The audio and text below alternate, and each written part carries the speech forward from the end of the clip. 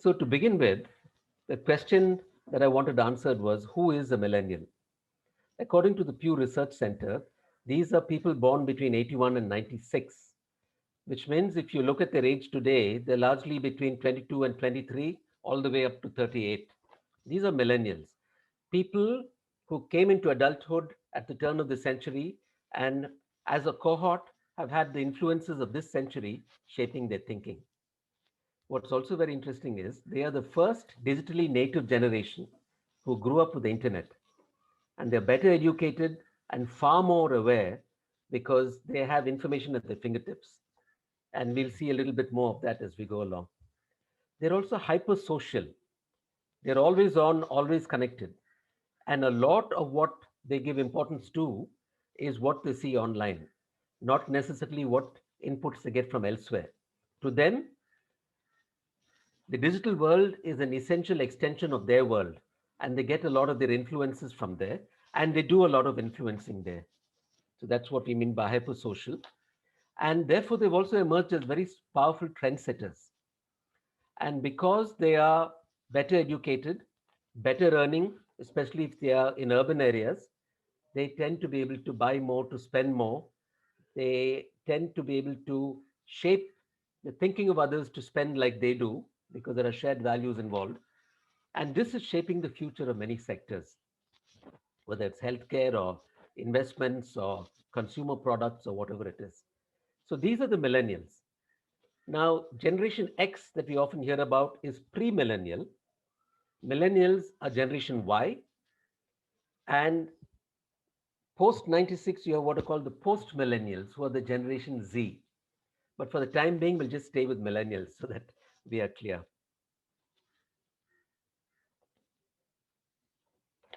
So it's good to get a handle on who this person is, right? So I profiled one of them. So Abhinav is 28 years old, and he is, no surprises, a digital marketing manager in a top digital agency in India. And he's absolutely passionate about music and likes to play football in his free time. Now, look at the way he uses his devices and interacts with digital or media. All his purchases are on the phone. He's a very heavy user of Instagram, Facebook because he wants to know what's going on there, but he's a heavy user of Instagram. And he's drawn to brands on social media through search and through referrals online because heavily networked, uses Quora a lot, looks at ratings, looks at benchmarks on different sites, asks questions, does his information seeking before making a purchase, and checks out YouTube to be able to look at product reviews. And he's more likely to make impulse purchases as well. This is the kind of guy who will go to, a fashion brand online on his phone and scroll through and suddenly see something he likes and buy it, you know.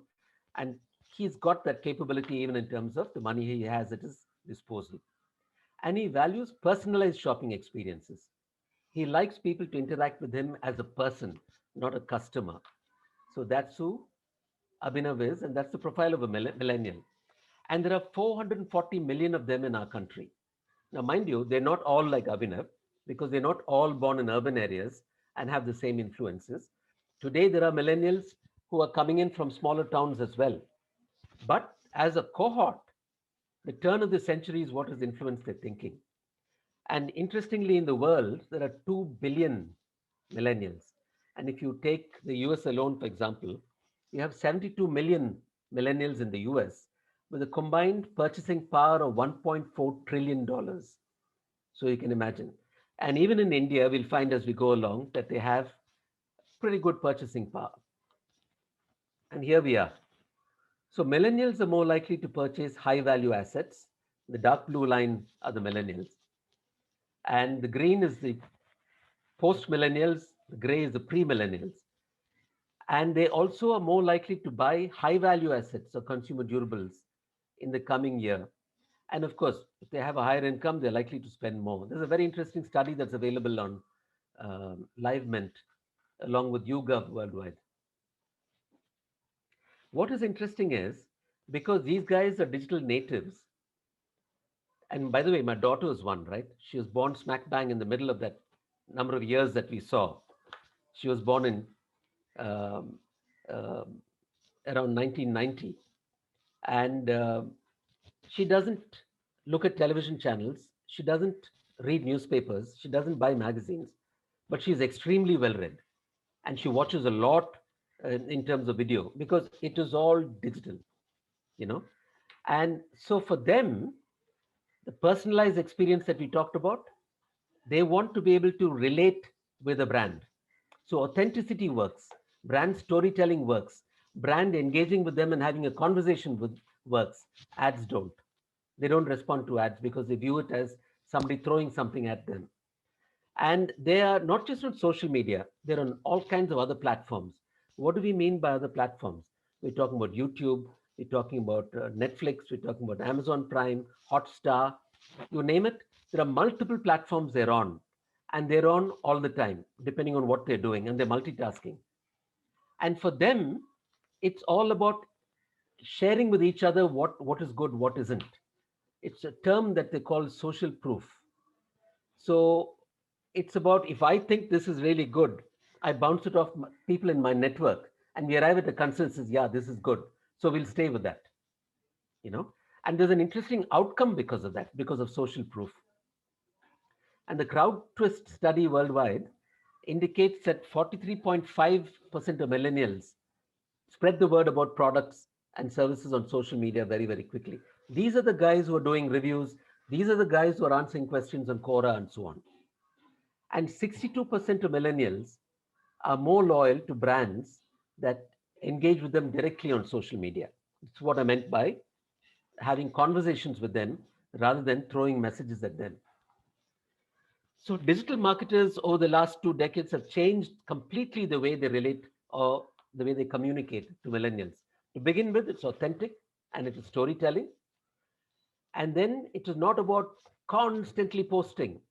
It's about putting something out there that's meaningful, but not too often.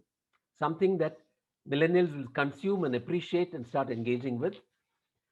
Always doing innovations to catch their eye and to kind of uh, get them to engage and stay with them. And social causes are a big deal with millennials. They are very pluralistic, they are very humanistic, and they want to be supportive. So, brands that support social causes are also something that they gravitate towards. So, some insights on who these guys are. We talked about it a little bit previously. They are digital first in terms of media consumption, that's where they live. They're information seeking. They're, and they have what's called a discovery mindset. They're the ones who are on Google search. They're the ones on searching on YouTube.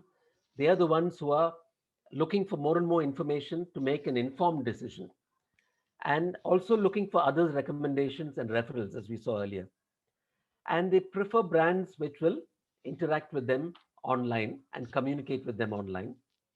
And 62% of them, according to a Forbes study, want brands to engage with them online and talk to them like they're a person rather than uh, generally send out a brand communication. So, how do we reach them? We reach them through multiple platforms, as we saw, whether it's Instagram or Facebook. We have to make sure that whatever's out there is mobile friendly, it fits on the mobile screen without a problem. They can simply scroll and get along with it. Personalized communication, brand stories, brand purpose is something they respond very well to. Unboxing videos, lots of YouTube reviews. They love music. They're on Spotify, they're on Ghana, they're on Savan. And it depends on the language, right? They could be on different platforms depending on the language. If they're comfortable in Hindi, they're on some. If they're only English, they're on some. And of course, they're on Netflix, Amazon Prime, and Hotstar. They're answering on Quora. And they read blog posts a lot, or they do blog posts. And they are the ones who follow influencers and build a relationship with them and tend to get influenced by them. So brands who use influencers are able to reach the millennials because of the influencers' posts and support. So how can brands adjust their narrative? So we've seen a lot of this in the past, but clearly digital is the way to engage with them and to do it in a way which is called full funnel marketing. And it's multi-channel. It could be wherever they are. Europe, as marketers, you'd be familiar with the uh, full funnel, which is awareness, consideration, and conversion, right? And at an awareness level, for example, you could have YouTube videos which are reviews in case they're searching for a particular product. Those reviews could come up. It could be answers on Quora. It could be blog posts. It could be anything that could come up on a search. It could also be your digital advertising. So that's at the consideration, awareness level. At consideration, it could be deeper content that they delve into based on the brand they've homed in on. They ask about referrals on those brands. They search particularly for information on those brands. They look for comparisons of the brand, its benefits, and its pricing. All that comes under consideration. And in conversion, of course, it would be the brand's advertising with specific offers and so on. Now, the beauty of the digital platform is you can actually manage the movement of a prospect from awareness right through consideration to conversion, because you can intervene at every stage to be able to give them the right information to move them down the funnel and become your customer. Along the way, the kind of stuff that we can do should be able to validate what they are looking for and value their opinions along the way, including, for example, if there's a YouTube review and they leave a comment, we as a brand, as a brand persona, should be able to go there and thank them for their feedback and let them know what we're doing about it, or how we are considering using their information. And of course, at a broader level, there's the brand's purpose and storytelling we talked about in supporting a cause. So, this very quickly is who millennials are, what are the insights in terms of reaching out to millennials, and what is it that we can do to be able to capture their attention. So, that brings me to the end of my 10 slides. I hope I've not taken more than 7 minutes. So David's done a terrific job, in sort of clarifying the mystique of what a millennial is, and the basics of sort of connecting with them, where they hang out, which, by the way, happens to be social media and digital, right? So everyone talks about digital marketing being something separate and mysterious. To us, it's only an extension to the other marketing channels that are out there. It's just a way of accessing a particular audience. So at Adidas, we basically tend to club millennials, which like David rightly clarified, anyone under 35 with the Gen Z as well, which is basically your 13 to 18-year-olds. And I'll try and build on David's excellent work by applying the principles of persuasion, right? Because that's essentially what marketing is at its core. You are really trying to persuade your audience to either try or buy. And how that applies to millennials, I'll plug that in, right? But before we do that, I mean, let's align on what is marketing, right? Ultimately, uh, put very, very simply, it's the art of persuasion by creating mental and physical availability. That's it. I mean, we as marketers try and overcomplicate things by using technical jargon and all sorts of different phrases. But at its simplest, at its core, that's all marketing is, creating mental and physical availability. That's the job of a CMO. You create mental availability through your advertisements and the various media mix that you have, through your brand assets, influencers, celebrities, and you create physical availability through distribution, point of sale, and the retail experience that you provide. So marketers' job essentially is to tap into the consumer's lazy system one, right? And system one, system two was defined by Daniel Kahneman in his really interesting book, Thinking Fast, Thinking Slow, which I think is highly recommended reading for all marketing students. And system one's the reactive, the impulsive, the emotional mind, which makes quick decisions. And that's what we're tapping into. We want, like David also mentioned, the millennial is going to browse something on his mobile, like something he's going to buy. That's an impulsive, emotional decision he or she makes. Where the system two is, in fact, your more reflective, rational, and analytical one. So, as marketers, our job is to ensure that the consumer is not tapping into his system two, which is ultimately going to delay the purchasing decision because he's going to get a lot more objective, a lot more analytical about his decision to buy. So what I'm going to do is over the next 5 minutes, 5 to 7 minutes or so, I want to connect the six key principles of persuasion which were outlined in Robert Cialdini's seminal book on persuasion, and sort of apply them to millennials marketing, right? So Cialdini said we're living in the age of information overload, where we don't have time to process all the information and then make informed decisions. This incapacity makes us look for signals, right? So, signals is basically what helps us decide if we want to do something or not, right? In our case, that's either buy or try, like I said. And he calls these mental shortcuts. So the first one is reciprocity, right? So what does that mean? Give a little of something before asking for something in return, right? And the way it applies to millennials and to all human beings in a certain extent, we hate the feeling of indebtedness, right? So therefore, brands that give, and then ask are in a much better position when they're pitching and marketing to millennials for their business. So the idea is to offer something first, offer something exclusive, offer something personalized. That creates a lot of resonance with the millennials, right? And at Adidas, we have something similar. You know, we've got our running and training programs on our app, which are designed to get the consumers into shape and make their whole fitness routines easier to deal with. So we want to give before we even ask for that sale. The second one is about commitment and consistency, right? Where people want their beliefs to be consistent with the values. And this is where humans have a deep need to be seen as consistent. And millennials in particular have this ideal self image in their heads, right? And they're a lot more conscious about their environment as well. And therefore, brands that are seen as being more consistent to their stated values are more trusted by the millennials, you know, especially if those values are aligned with their own. And therefore, to give you an example, at Adidas, we have publicly stated our intent to reduce ocean plastic, right? And we basically already made about 1 million shoes from recycled ocean plastic. And again, that's cause-driven marketing with which our millennial crowd really resonates and connects with. The third one is David quickly touched upon is social proof, right? There's nothing like being validated based on what others are doing, right? And this is also based on this phenomenon of FOMO, right? Which is a big phenomenon that's come to the fore due to the public displays of our lives on Facebook and Instagram and Twitter, right? And the joke being that everybody's so happy and cheerful with their lives on social media, and yet cases of depression and isolation are rapidly rising, right? Especially in the urban centers.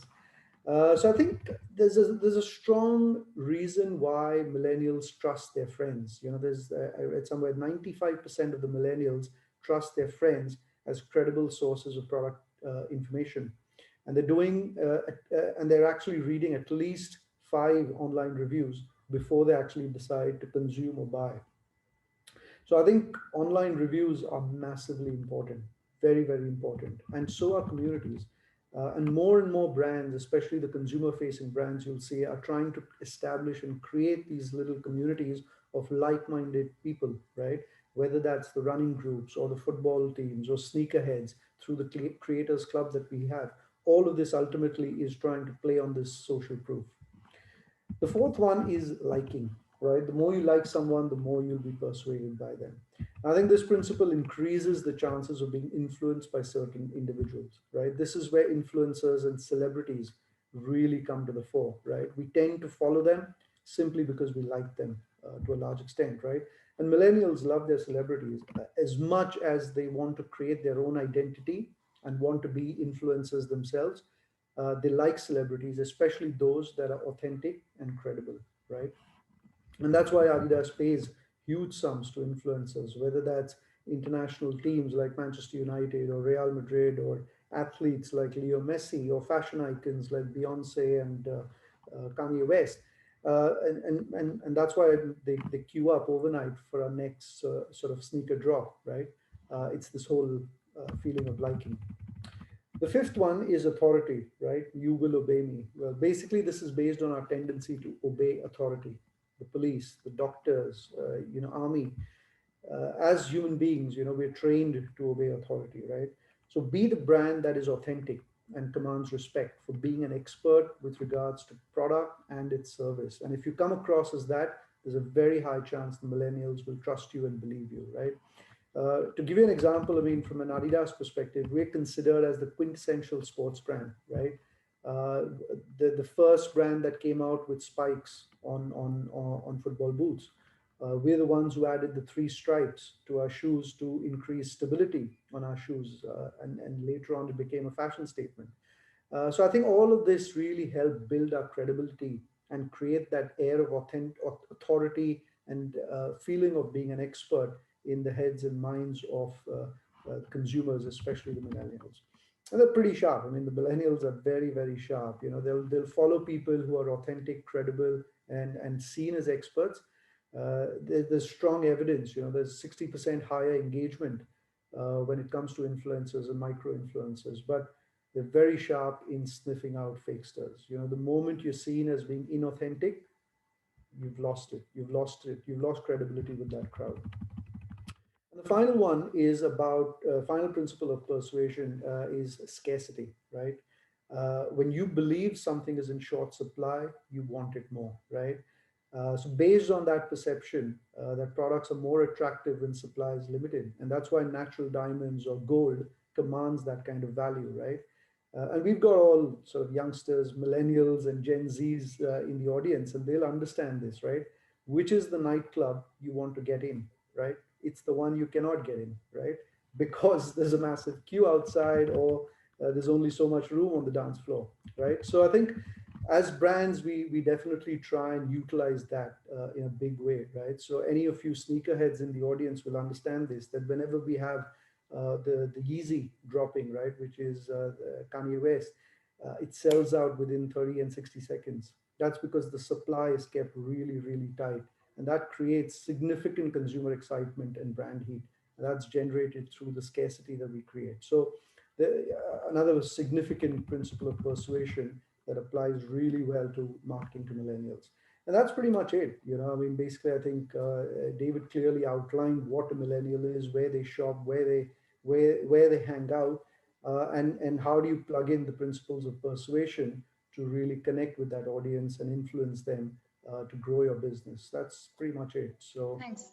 from my side, yeah. Thank you, Rishi. So that's it's interesting. Your last point that you talked about the Yeezys and about Kanye West and that campaign, and and this is the whole thing about the experiential marketing that Adidas actually started, and it's quite a fantastic case study. And you've kind of set it out there, talking about how millennials like to be engaged in the experience of buying. So if you could just talk about how that worked for you, and the relevance of that experiential marketing as a tactic for the millennials. Yeah, absolutely.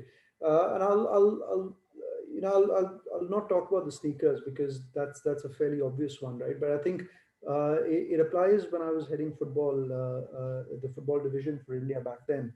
And there was this whole emphasis on grassroots football, right?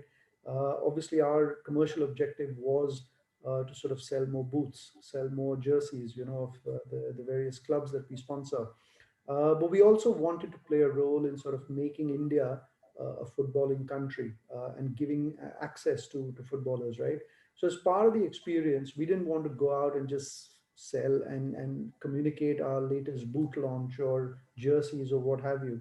What we did was we actually established a 365-day football destination in South Delhi, which was called as the Adidas Space. And that's where we brought in the football community. The football community of Delhi really came over there.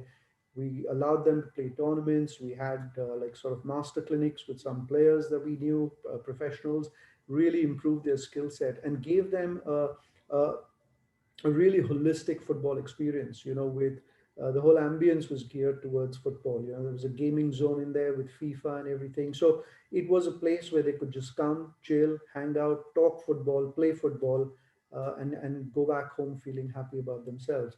And honestly, I mean, with any of these experiential things, right, and any long-term brand building, you're not going to see the impact straight away.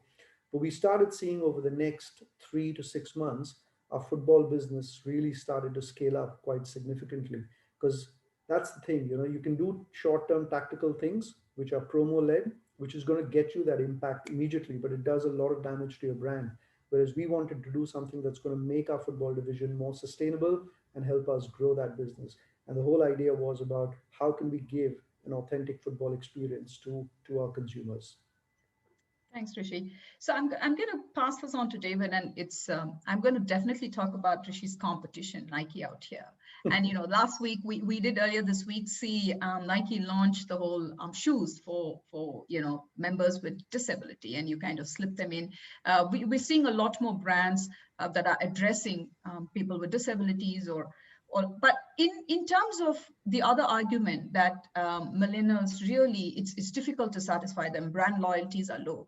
How true is the statement that millennials develop brand loyalty to those brands that in some way reflect the values of that generation itself? Because that's hard to keep up. For one, keeping up with millennial language. And then the whole trends about, I'm a mother of a millennial as well. I have a 23-year-old daughter who's constantly saying, not that celebrity endorses this and they spoke against this brand doesn't stand for that. How true is that, and how challenging is some of that becoming? And if you have some examples to share.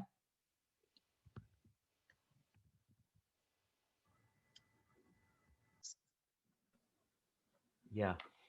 So that's a very interesting question. And the broad impression is millennials can be very hard to satisfy. But let's come back to what we discussed about social proof. If millennials believe that a certain brand matches their values, much like what Rishikesh was talking about a little while earlier, they will not only buy that brand or use that brand, they will tell all the people on their network about it. And that's social proof. And the others will say, hey, so and so said so, or the influencer said so, and they will all move. For them, the word of their friends and their network and people they like, which also Rishikesh pointed out, is very important. Therefore, it's been found that when a brand is able to present itself really well and gain social proof, people who are loyal to brands among millennials has gone up by 50%. So it's a bit of a misnomer. The impression is it's difficult to get brand loyalty, but if you do things right, it kind of shoots up.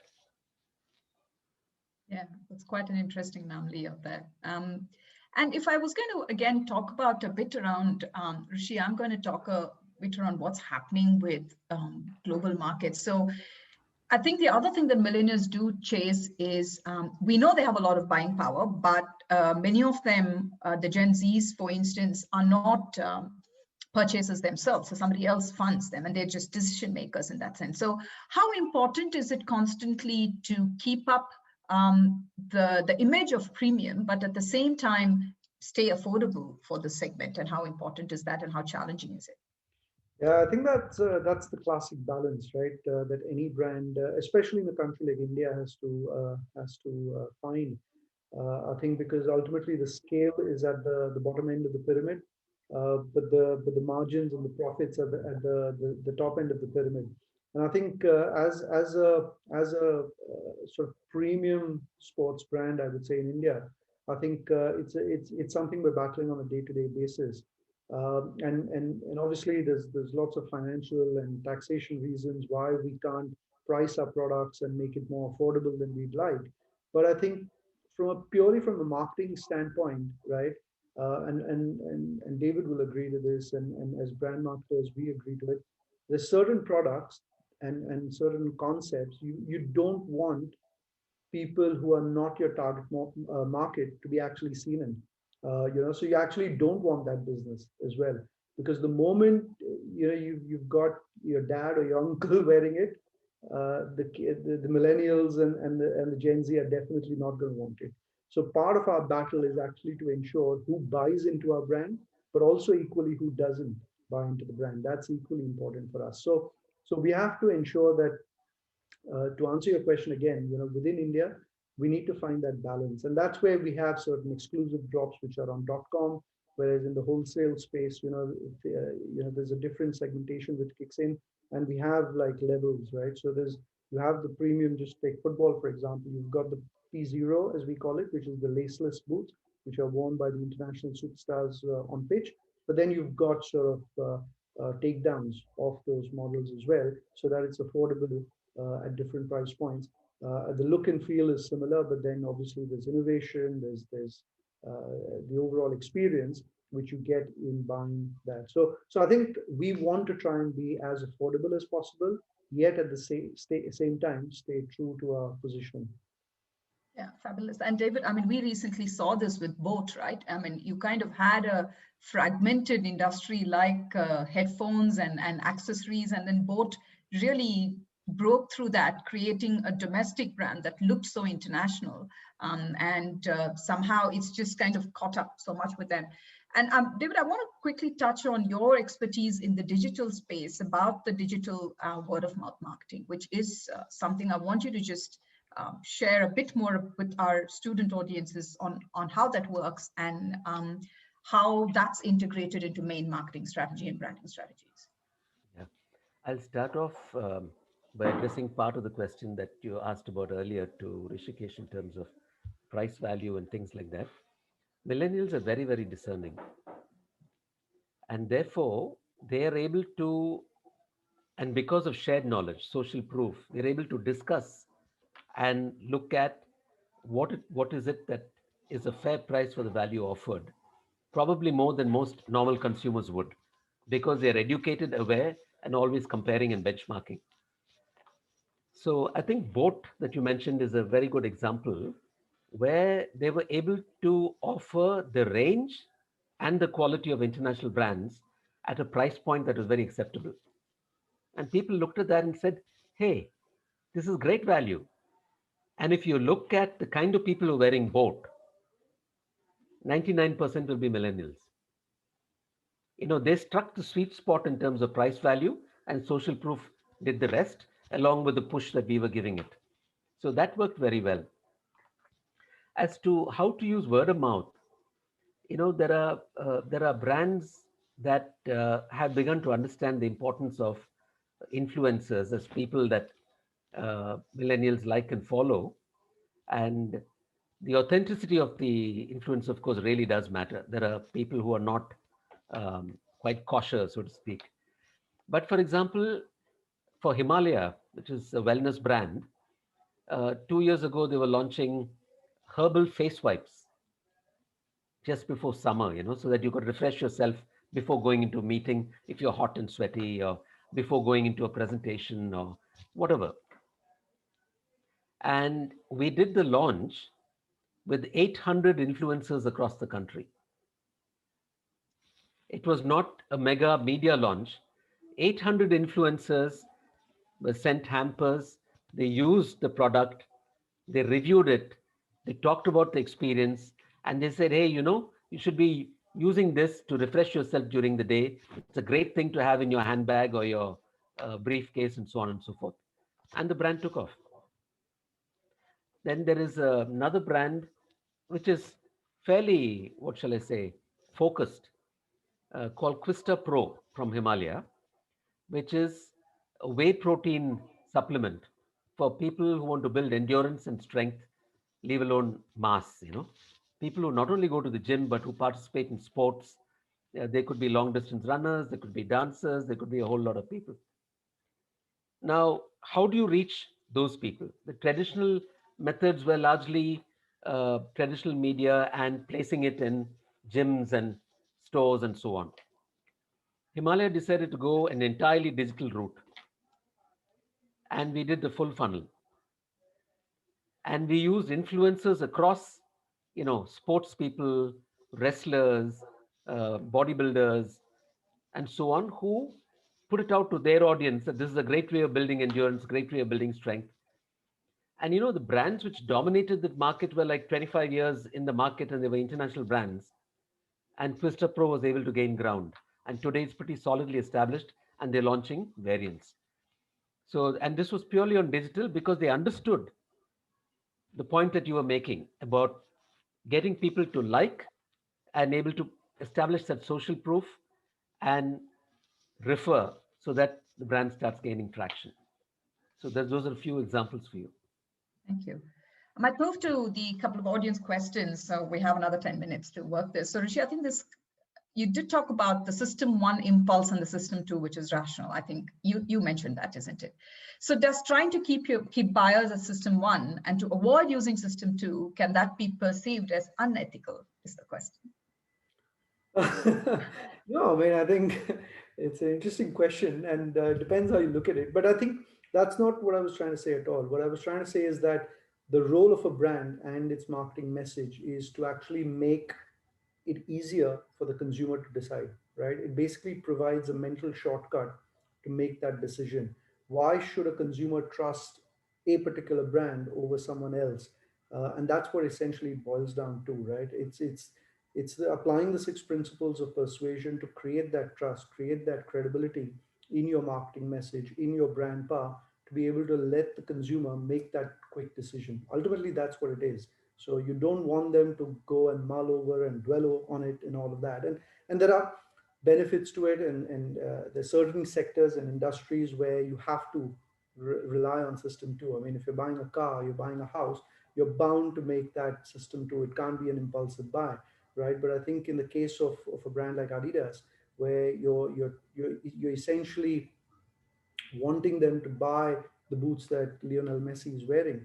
He doesn't need Messi's boots to play football, but you're creating that want, you're creating that desire, and that comes through all the persuasion. And persuasion can be interpreted negatively, but I think if it's done responsibly by brands, I think it's a very good thing. It also helps consumers make the right choice as well. Thank you. Mm. David, I think this Can refers. I You say, have something to add? Yes, I have please. something, if I may. I think I completely agree with what Rishi is saying, because consumers come with their own set of aspirations. And if they are looking at a shoe like that, that's what they aspire for. And all that you're doing is validating their aspiration so that they buy it. And consumers always have a choice, you know. So, they could decide no. I don't see it as unethical, but I see it as being able to place it before them in the right context at the right time. So, Fair enough. Yeah, this comes to you, I think, David, first, just given some of the stats you put there, which is a pretty detailed question, which I should have expected from Rahul to put out, is he said in one of the short studies he did, he found a quadratic relationship between internet usage and the susceptibility to online influencers, right? Which is both peer-to-peer communication and celebrity influencers. People on the extremes of internet usage are more susceptible to influencers. Do you think this is a real trend with millennials, or does this apply particularly for Gen X, and does it continue with Gen Alpha as well? yeah, I would say yes, it will continue, because the trend is that people are consuming more media online than offline. And I would maybe not use the word susceptible, because these are very discerning people, and their activity online is very purpose driven. So if they want to look at a product, let's say you are in the market for a, a mini SUV, they will definitely go and look at Ford EcoSport. They will look at, the new mini SUV from Kia. They will look at what Hyundai has, and they will compare. So they're not being susceptible. They're making a very, very discerned decision. And what they also do is read the reviews and see what or watch the YouTube videos with the reviews and see what those influencers have to say. And once they've gathered all that information, they make their choice. So as a process, that will increase, yes. More and more people will start doing that, because it is so simple and easy as compared to the old days.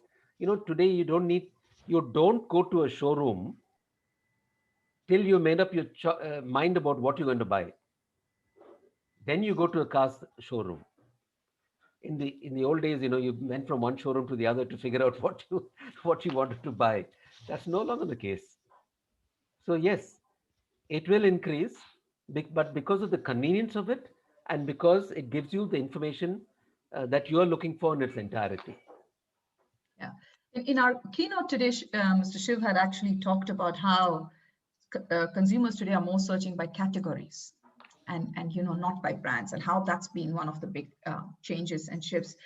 So in our last 5 minutes, I really want to ask a couple of things, and I'm going to come back to you, David, before I go to Rishi. In terms of your experience on branding strategies, where do you think is the next big challenge in terms of the millennials in the next decade? Where do you think this is going to be? Is it in terms of us having enough data information? Are we, whether that's the expertise to understand this marketing, both as marketers as well as strategists? Where do you think is the next big challenge? Or is there one? I don't think there is one. I don't think the challenge lies with the tools available or the platforms. In fact, it's getting better and better and better all the time in terms of managing that process of driving people from awareness to consideration to conversion. And now there is what you call an inverted funnel below, which is loyalty and advocacy. They become loyal users and then they become advocates, which again is what the millennials do, right? They talk about the brands they use. So the challenge is going to be able to catch them at the time they're looking for something and in the relevant mind frame. And here again, digital is beginning to give those answers.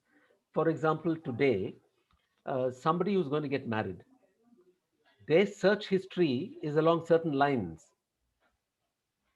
And brands that cater to marriages today are looking for those search keywords and then able to engage with those people. So you don't have to advertise in general saying, hey, this is what I do. You actually go to them at their point of need.